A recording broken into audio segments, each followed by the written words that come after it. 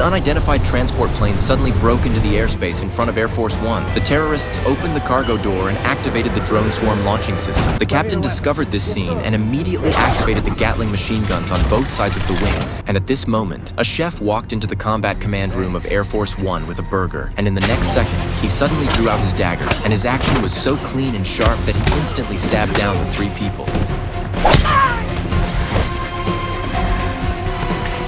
Blood splattered on the console at the same time. He quickly operated the equipment to shut down the radar system and silently implanted a malicious virus into the airborne network. While the unsuspecting US President and British Prime Minister were arguing in his office, the political newcomer William, who switched from action star to political newcomer, had created an unprecedented record of approval ratings 5 months ago and was used to life under the spotlight, always wanting to be the center of attention on every occasion. British Prime Minister Sam, on the other hand, has been in office for 6 years, a pragmatist from a poor background who cares more about practical policy than public image. And the conflict between the two men has erupted since the press conference a few hours ago, with a rapid social media storm and backstage arguments going toe-to-toe. In an effort to calm the public crisis, the president's staff offered to fly the two men together on Air Force One to Italy for the summit, turning the crisis into a show of unity. But it was on the plane, touted as the world's safest, that Sam finally erupted for good, denouncing William's outlandish rise from lingerie model to red carpet star to controlling the nuclear button, and questioning his lack of any public service experience. He even called him an embarrassing popcorn president, arguing that he was only playing a role rather than a true leader. And just as the two were at the height of their argument, all communication systems were instantly jammed as an alarm suddenly sounded, and countless suicide drones swooped down on the fuselage just like a tidal wave, and the Gatling cannons on either side of the wings immediately spewed out their flames in an attempt to intercept the incoming targets. But the number of drones is too much. There are still a large number of break through the defense line straight to the vital parts of the fuselage. At the same time, in the narrow cabin corridor, the killer disguised as a member of the crew is preparing to evacuate, but the bloodstains on his body was found by Sam, a fatal confrontation in the confined space at once. The killer is no longer camouflaged and quickly pulled out his knife, cleanly killed a few bodyguards escorting the bodyguards.